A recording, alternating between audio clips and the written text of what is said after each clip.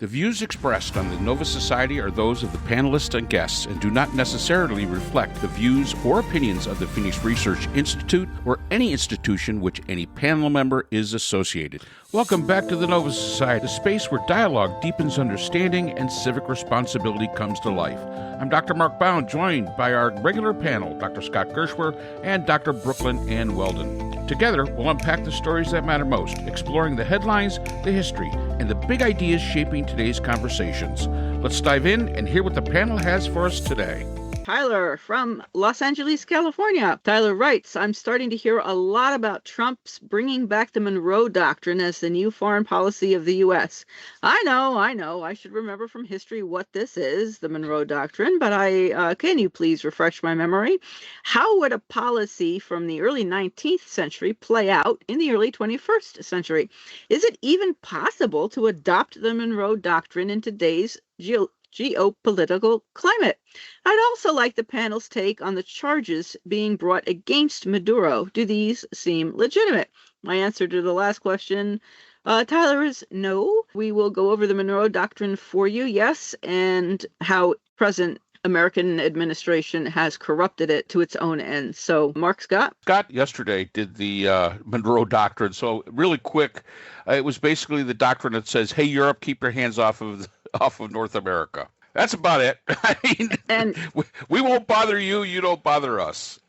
Well, Trump recently said, we don't want anybody else in there. We got to get in. He's talking about Venezuela. We got to get in there. American companies in there. Nope, we don't want anybody else in there. So it's not just Europeans as far as Trump is concerned. It's anybody else. Well, yeah, but we're talking about the Monroe Doctrine, which was all about Europeans. Right. They wanted them out.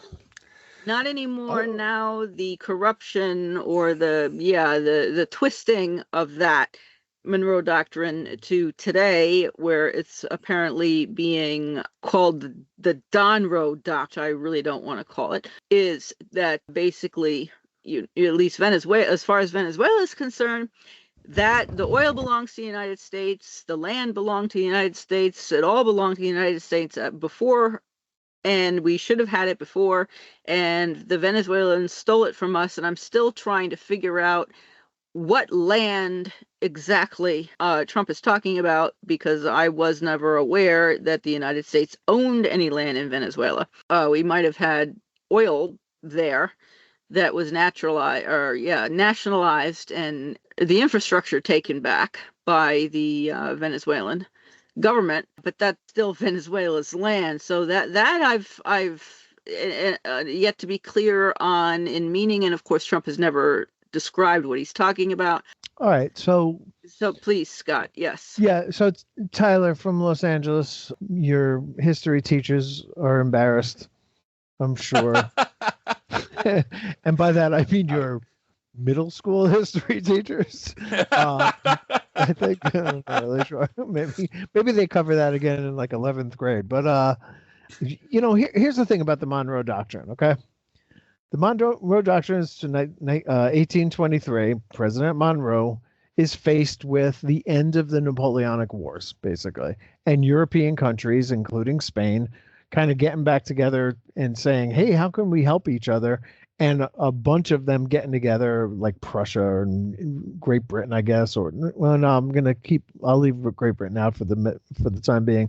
Prussia, Spain, whatever Austria, all got together and said, hey, wouldn't you like to recolonize South America and Central America? And that was, a sop to Spain and I guess Portugal. The British, actually, because they had just fought a lengthy war against the French, didn't want to fight another superpower again. They wanted to break up that alliance, whatever it was called, Holy something. What was it? Holy Roman Empire. Holy. I don't think. Whatever it was. They didn't want to fight them, and so they came to Monroe and they said, "Would you like to offer a joint declaration with us to say that America is off the table as far as colonization is concerned?" And Monroe turned them down and said, I got this. And he did it himself. Okay. And he issued this idea this doctrine that we will not allow Europeans and Russia, who was looking more at like post Alaska down into Canada, that area, as far as colonization is concerned.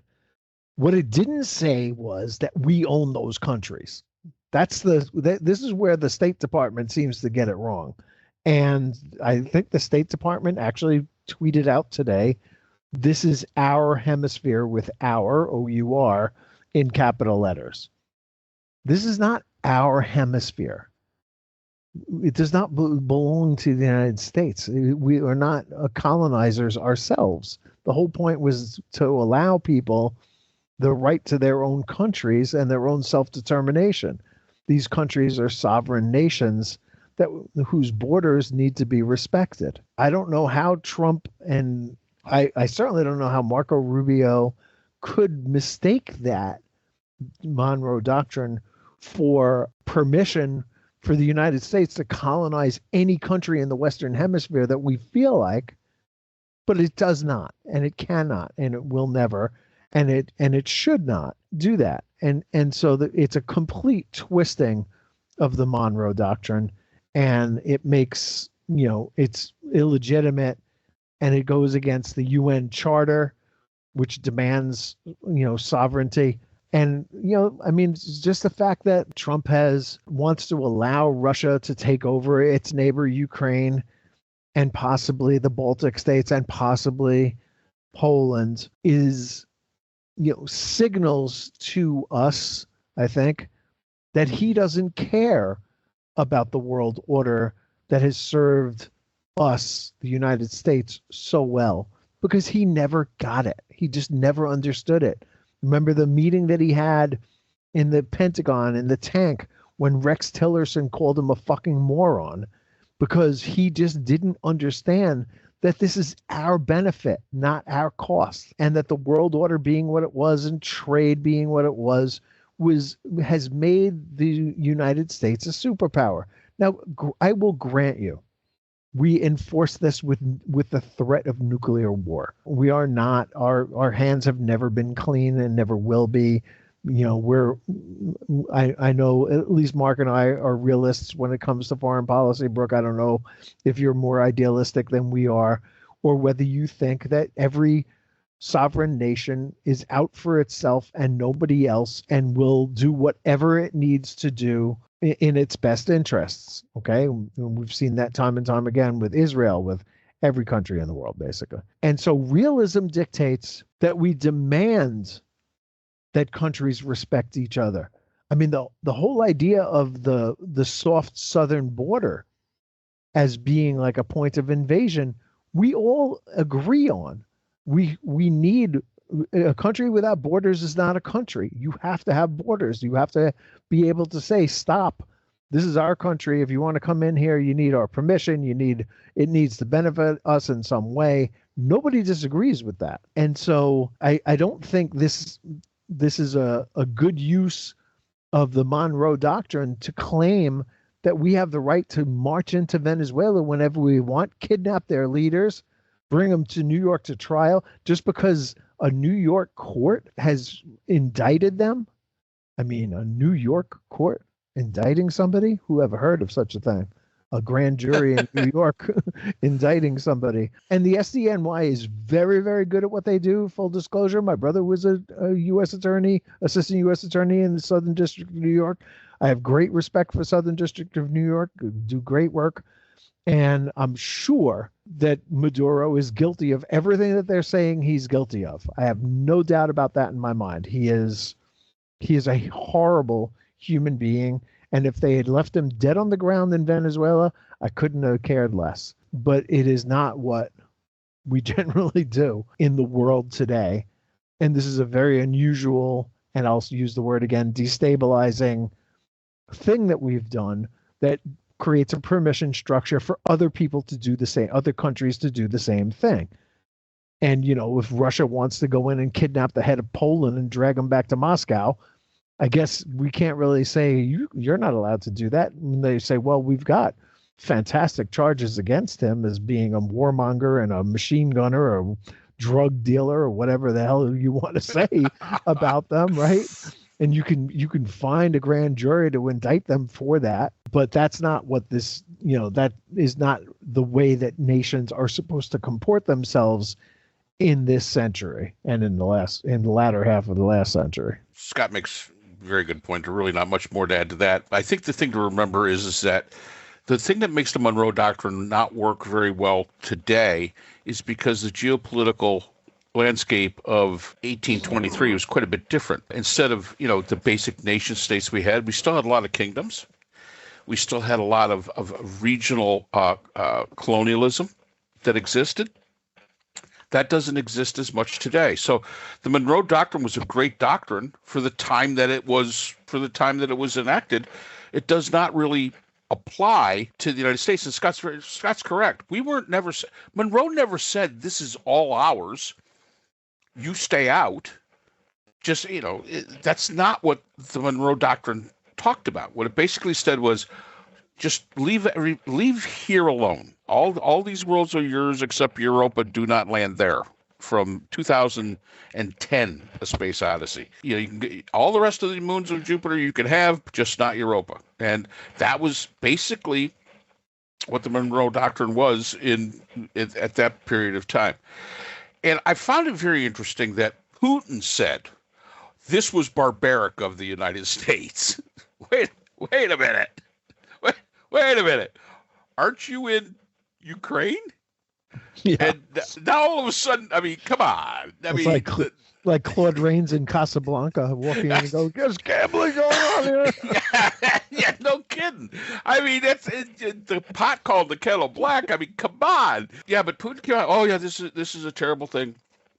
And yeah, this is I guess, to the Monroe Doctrine comment, and I agree with Scott, I think it was sixth grade teacher probably is very upset with you that you didn't remember that, although that's quite all right. It won't play out in the 21st century. It just won't. In the, early 18th century, fine. In the 21st century, no. And, Scott said, we're realists on this, and I think that's because when we were at Nova together, one of the big things was international relations theory.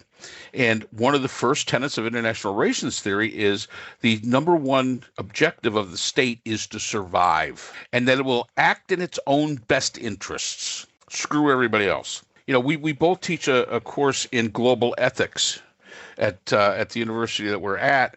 And I'll tell you, when I wrote that course, the original one, I don't know what, I think they've changed it up a little bit. But the problem that I came out when I was asked to do it was there's no such thing as global ethics.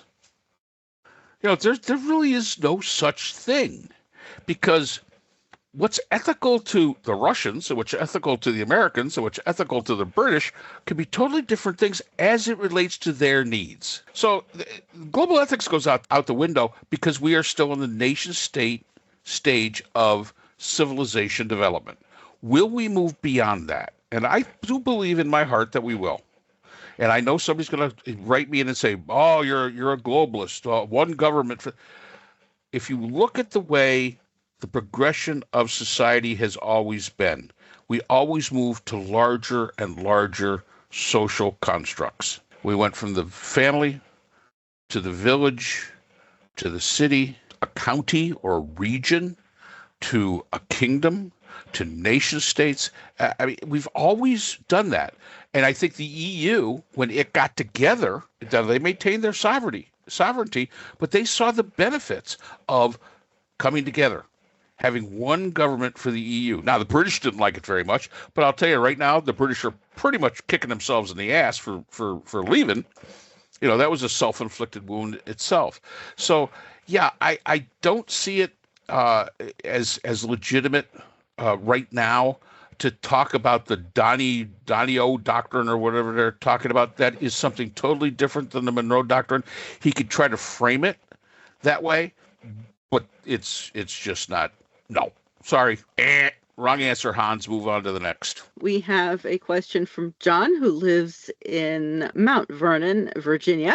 And John writes, okay, even the most Trumpy Trump supporter must see that the attack on Venezuela has no benefit for the average American citizen. Well, we can hope so. John, we have people being kicked off healthcare coverage due to rising premiums. We have a higher unemployment rate than we've seen in decades. Grocery prices are outrageous. Trump vetoed a bipartisan clean water bill for Colorado because they didn't like his policies, i.e., Boebert of Colorado wouldn't take her name off the bill that demanded the release of the Epstein files. I saw a poll that said 75% of Americans believe Congress should have been consulted before this action was taken. I think I'm seeing cracks in the support for Trump.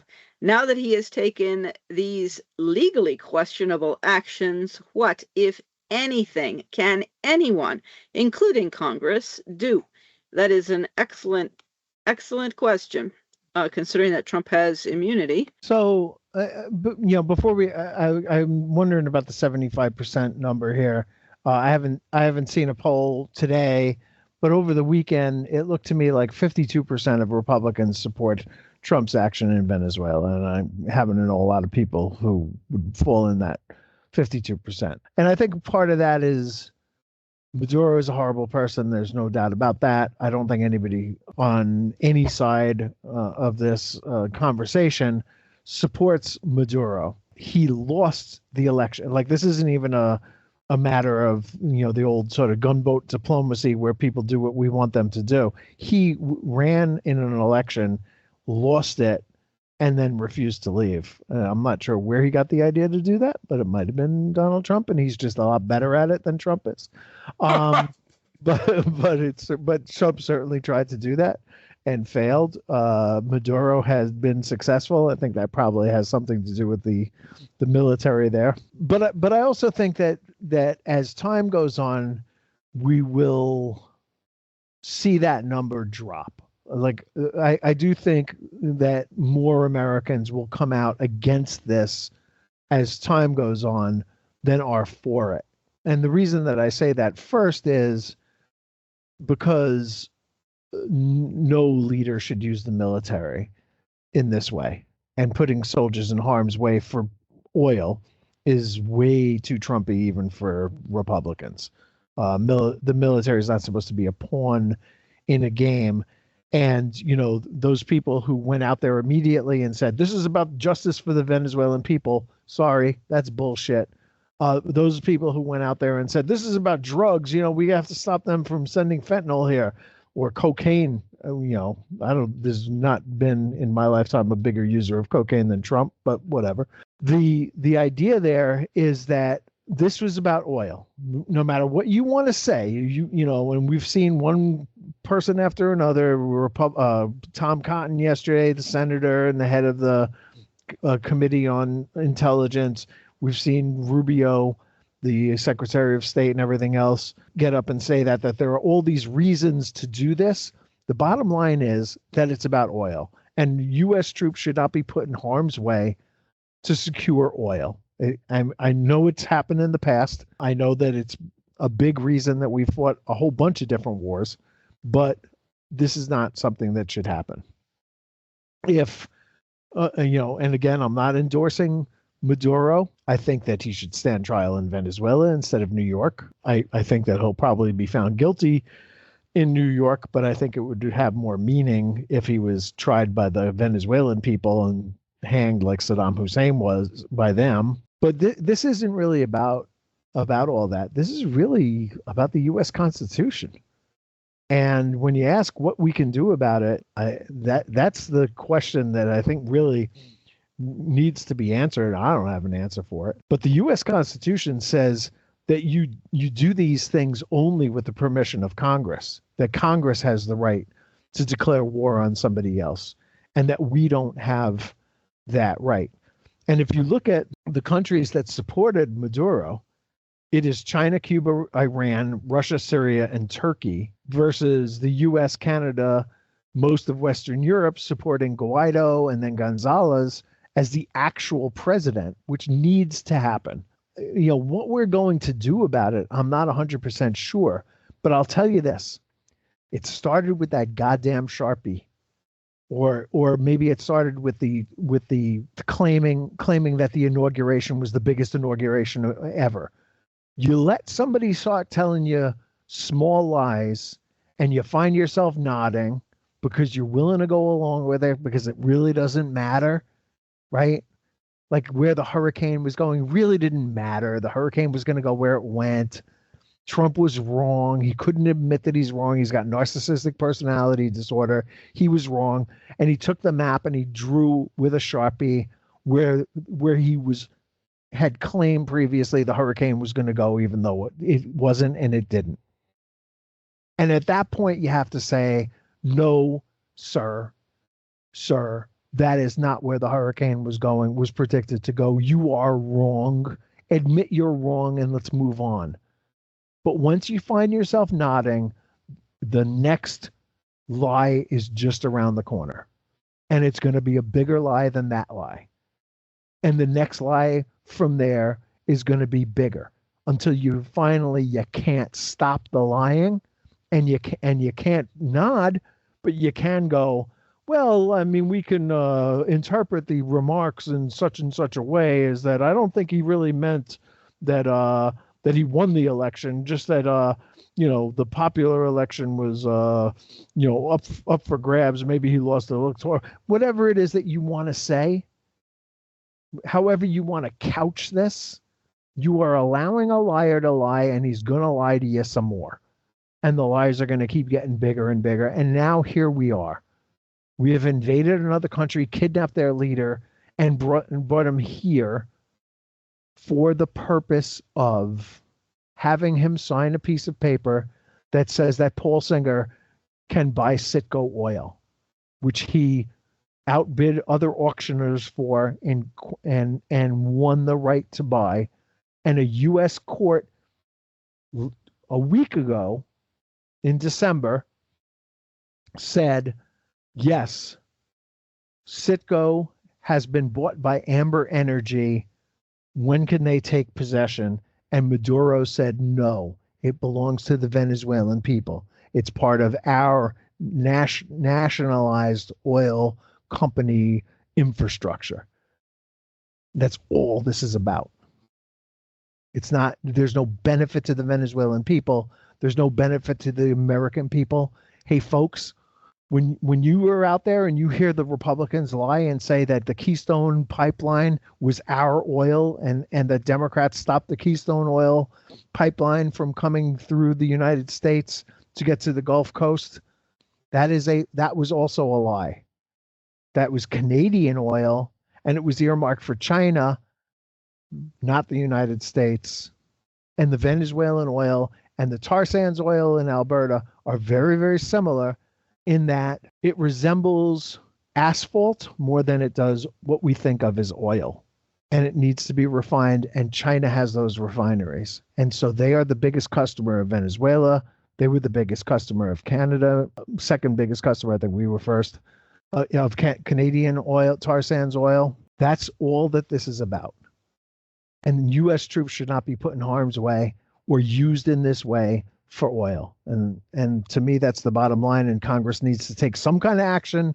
And Mark, I don't know if you have any ideas about what could be done about this, but I know how it started and I know how it's progressing. Frankly, it's a disgrace on the United States. And everything you said is exactly correct. My comment is that there are mechanisms in place. However, you've got to have the will to be able to exercise them. We've talked about this before. You can impeach Trump. Then when you get stuck with Vance, is that any better than what you started out with? And I think, for the most part, I think we agree that it might be a little better. Not much, but a little better. But again, he's just going to be the lapdog of somebody else. So that's a hard call. I think a lot of the cases, John, is that the Congress doesn't act because it's taking I think they really do see what's going on. I think they understand what's going on. And they're taking the attitude of, but there was nothing we could do about it. Don't blame us. It's not our fault. Now, you're still going to have some of those people, like, again, our senator from here in South Carolina, Lindsey Graham, running around with his bad haircut, definitely on top of all this. I was surprised to see this morning John Bolton was on the news. Oh yeah, he's all for it. Of course, John Bolton's never met a war he didn't like, so that isn't a huge surprise. But if you listen to the majority of the Republicans, you know what you hear? Crickets. You don't hear anything, because then they can say, hey, there wasn't enough votes to impeach him. I know that my wife said something to me about it today, that there was talk about impeaching Trump again because of this. And my comment is, why bother? You don't have the votes in the House. Maybe after the midterms you would, but you still don't have the votes in the Senate. Why bother? Why put the country through that again? Yes, there's a mechanism there, but the mechanism had the expectation that people had the will to do the right thing. And if we haven't figured out anything by now, politicians aren't really big on doing the right thing. They're big on doing the thing that they think will keep them in office. So, I mean, that's where we sit here. I did not see the thing about the 75%. Now, it may be 75% of all Americans. That's a possibility. That is possible. And I did see about the fact that the Colorado water thing was taken off, and a lot of the arguments being made is because Lauren Boebert would not change her mind on her signature for the Epstein files. Is that a possibility? Well, like we've been saying all along the past few days, anything's a possibility now. It's almost impossible for us to say, gee, that's not likely, because insanity is now becoming it's becoming likely, and that's sad. Yes, are there cracks in Trump's support? Yes. Are there enough cracks? No. Don't get all excited because one or two congressmen are speaking out. Don't get all excited about that, because then they get to vote, and when they vote, and we've seen this before, they don't vote like they talk sometimes. They'll talk a good game in front of CNN or in front of Fox or in front of MSNBC or whatever it is now, MS, whatever. They'll talk big game there. But when it comes to sitting down and putting your name on there and pushing the button, that's where they waffle. And that, we have a lot of cowards as our politicians. It has allowed us to have a government that's not functional. Because guess what, John, in Mount Vernon, Virginia, I don't know if you're a Republican or a Democrat, doesn't matter, really doesn't. But the fact is I'm going to almost guarantee you're going to vote for your sitting congressman, because that's one of those very few positions in our country you have a 95% chance of getting voted back in. Why do you think so many of the congressmen are basically not running anymore? Because they don't want to be the congressman that lost their ass. So they just don't run. But you'll probably vote the same party. You might vote somebody crazier than the one you originally had. That's just kind of the way it works. And a lot of the fault, John, I'm going to be honest with you, it's ours. It's our fault. We knew what we were getting, and if you didn't know what you were getting, you weren't paying attention. Scott has always said, and we've always said, nobody's coming to save us. And even the system as it sits is not going to really be able to save us, because nobody has the willingness. Nobody has the courage to step up and say, no. Look at the military. They don't have the courage to say, you know what, that's an illegal order. I'm not sure that doing this is legal, but I'm going to guarantee you what they're going to hang their hat on is we haven't declared war on anybody. This was some other kind of action. I don't need Congress to declare war because I haven't declared war on anyone. Well, there might be a legal argument there. And that's the problem that we're going to run into, when all this hits the fan. And this is going to be a distraction for the next months, if not years. The one thing that I think I can honestly predict, if there should be fallout for any of this, it's not going to happen. It's simply not going to happen. Because you got to have the political will to do it. You've got to have the integrity to actually hold people accountable. And if we don't have that here, we simply don't have it. And that's one of the big shames that we've got. So, yeah, I don't expect John Thune is going to be any more brave than Mitch McConnell was. Nope. And rally the Senate Republicans in the Senate to remove Trump from office. Nope. They would have, and then they would have to turn around and do the same thing to Vance, and then you have Mike Johnson as president. I mean, there aren't a lot of really good options at the moment. But you know what? You still got to get out and vote. And I tell you something, people. Yet we need to change over this Congress as best we can. I don't think the Democrats have the juice to get the Senate, but they need to at least get a divided government so we can slow things down a little bit. Because one prediction I will make is there's a bigger outrage coming. And it could be Colombia, it could be Mexico, it could be Greenland. I don't know what it's going to be, but it's going to be worse. It's going to be more shocking, and it's just going to go from there, and it's going to keep going. This is not going to stop on its own. We're in a bad way. I think the American people need to speak out more. You know, write your congressman, vote your congressman out if they're not supporting, you know, using the military. Let's just take it as that. Just use the military as the military is meant to be used, and not for your own private police force, because that's not what it's there for. And if we could just agree on that, you know, we've made some headway towards getting rid of this, what is going to end up being a dictatorship.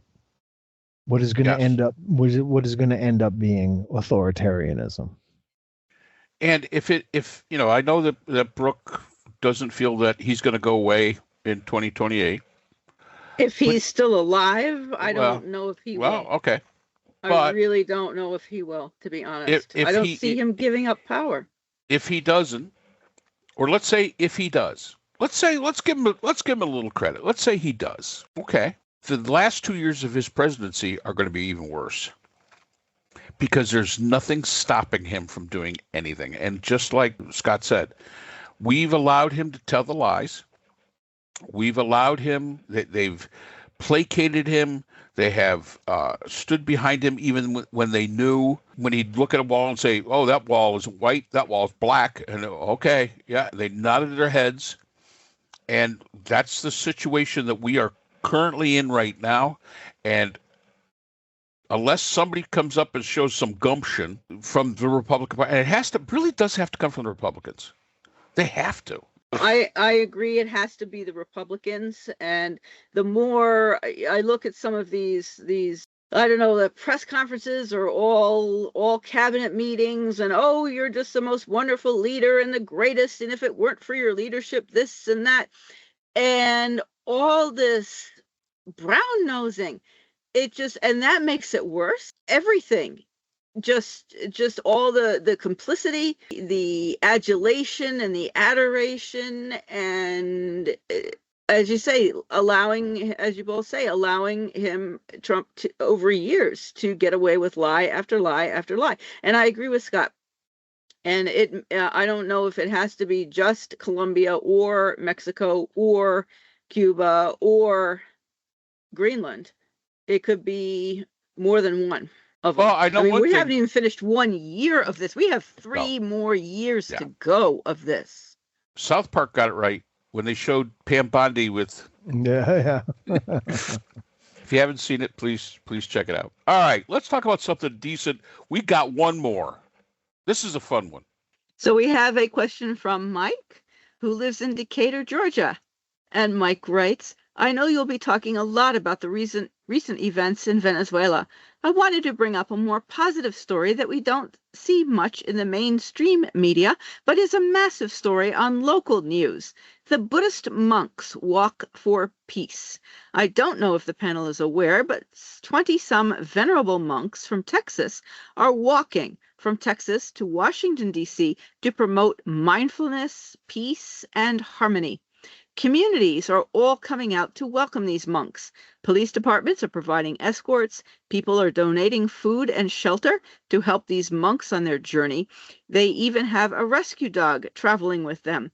This is a positive story that could give many in America hope that we may not be totally insane. Do you think these types of actions could help heal our divided nation? Why do you think we don't see any coverage on any of the national media? And thank you, Mike, for sharing the story. That is really, really wonderful. And no, I haven't heard it anyplace else. Mark and Scott? Yeah, well, we've been following them for a while now, I guess. with the dog Aloka walking. Aloka. And yeah, it's a lovely thing. I think, you know, what it's going to do other than for the people who, you know, tune into it and watch it and enjoy it and, you know, and yes, feel more hopeful because of it. I think it's great. You know, I don't watch the mainstream media, so I don't know what's going on. I know these guys are here, I believe today in Georgia. So they're heading your way, Mark. Maybe you can, They are. you know, And in fact, coming out. yes, they are heading our way. Aloka actually looks just like the new dog we got. You know, it's one of those things, and it has shown up in our local news feed here. They will be in South Carolina next week. They will be coming through, it looks like Columbia and Rock Hill. So that's about an hour from us, but I think that we may take the trip to go down and see the venerable monks. Of course, Linda will want to take dog food for the dog. Figure the monks get enough food. She's going to want to take water for the dog too. And water for the dog. I mean, and one of the things they showed on this, and you know, I'm glad you brought this up, Mike, and I picked this one out because it is sometimes, you know, it's surprising how good we can be. One of the monks was that they had actually an accident where a car, and it was no fault has been placed to it. One of the monks was taken to the hospital. Another monk was taken to the hospital and lost a leg. Ooh. And I believe that was in Texas that happened. And so he's not able to continue the walk. However, when he was down in Georgia, we did see the feed where they brought him in the wheelchair to the other monks so he could see the other monks. And it's a beautiful thing. I mean, it is absolutely a beautiful thing. And the dog has captured the hearts of the people as much as the monks have. And the thing is they're doing it for no reason other than, hey, let's sit back. Let's look. We're all human beings here. And as Scott has always said, there's plenty of room for everybody. And the police departments come out and they give them full escorts, lights and the whole things to get them through all this. They stop, they have lunch, they speak, and they give messages of hope out there. And, you know, as far as I'm concerned, boy, do we need it. This is something that we need. You want to see a diametrically difference between the administration of Donald Trump and these monks, you will not see two more diametrically different examples of what human beings can be. And it's a beautiful thing, and we're following it. Yes, I think we will probably get in the car and go on down and see the venerable monks, and support them on their walk. And, If you can check the dog's paws, you may want to bring along booties or shoes or something. Well, no, listen, paws. this dog is well taken care of. When they were in Georgia, you know how they have that laser for joints and stuff. Veterinarians came out and did the laser treatment on the dog's hips. And oh God, yeah, this dog is quite well taken care of. If it gets too cold, they have a little like van that follows them along with supplies and stuff in case they needed them. So if it gets too cold, the dog rides in the van. And he's always got a sweater on, and he's always But it just shows how good people can be. And I don't think at any point in time, I have not seen one single report where anyone has been in opposition to this. But one of the things that I did hear, one of the Democratic members from down in Georgia said, well, let's just hope ICE doesn't come to get him. Now, that was a joke, but it does show the difference that we've got here, and it is an amazing thing. And yes, we wish them well. They're going all the way to Washington, D.C., so they're a little less than halfway there. I think they've been on, 60 days? They've been walking, Scott? 45, 60, somewhere like that. It was 120 days in all, and midway through it. Yeah, it makes bad sense. Yeah. I don't know if you guys know this, but we have in this little town of Connecticut that I live in a Tibetan Buddhist Center for Universal Peace. And really, you could take courses there and meditation and things. In 2012, the Dalai Lama came and stayed there and gave a speech at Western Connecticut State University, where I teach up in Danbury, Connecticut. Nice. And it was great. We wheeled in a TV set and watched the live feed. I couldn't get tickets to go, but it was fantastic, and it's always great to see people speaking out for peace and serenity. And Lord knows we need it wherever it comes from. The more help you can get, the better. Yep, it does prove there still is good in the world. Yes, that is true.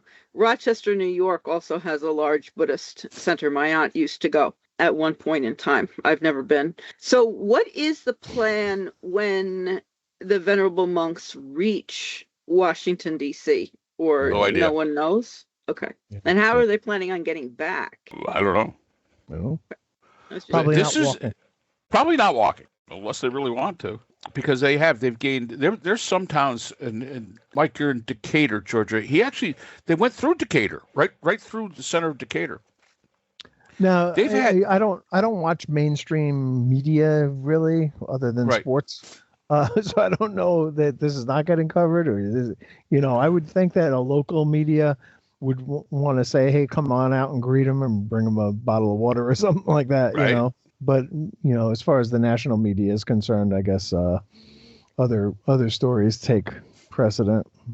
Well, they're also not Christian, and the Christian nationalists in the present government, it's all about, well, the United States has to be a Christian nationalist nation the way it used to be, or whatever nonsense they're spouting about Christian nationalism. Perhaps that also has to do with the reason that mainstream media is not covering it.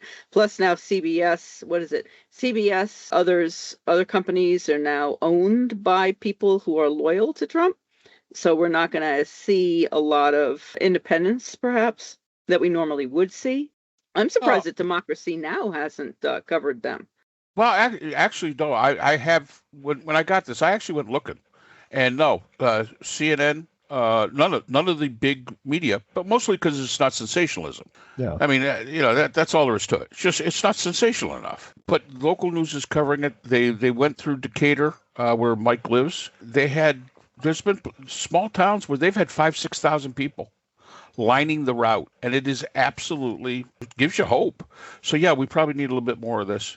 Definitely need more of this, and really, because it's uplifting. A lot more. It is. A lot more of this, a little bit less of all the rest of the bullshit that we see. Yeah. A lot more of this and a lot less of the other stuff. Yeah. It's the bullshit that we see. Yeah. Yeah. Well, people are misunderstanding Darwinism. I mean, Darwinism talks about Darwin, he talks about the survival of the fittest, and people are assuming that it's survival of the individual against other individuals of the same species, and that's not necessarily the case. We humans today outperformed other humans of way back when, Neanderthal and so on and so forth, because we were able to work together, as I understand it from the small amount of anthropology that I've studied. We were able to work together, bond together, and outperform more individualist societies. Well, Brooke, my argument to that is we should have been eaten by wolves by now. Well, yeah, but we're not, because we have the dog, and that's made a great deal of difference in terms of being able to settle and own livestock and own property and have a guard for property and so on and so forth. But my point is that by competing and setting everyone up against everyone else, we're doing everyone among us a disservice. Banding together and helping one another is what we should be doing. And that, of course, is being presented as communism. And so that, of course, is a huge misunderstanding also of communism.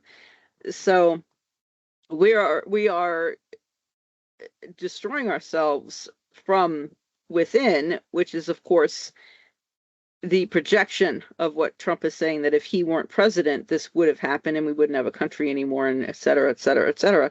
All that, of course, is confession and projection, and is exactly what is happening under him. And people are not seeing that, well, unfortunately. All right, we're not going to talk about Trump because the monks are far more important than Trump. And that's all the time we have for today's episode. The Nova Society is a production of Nova Society Media, a division of the Phoenix Research Institute. We want to thank our production partners, Buzzsprout, who hosts the Nova Society, Audacity, our editing team, Apple Podcasts, the largest source of podcast and music online, Spotify, the most popular platform for the Nova Society, and iHeartRadio, your destination for all things music and podcasting.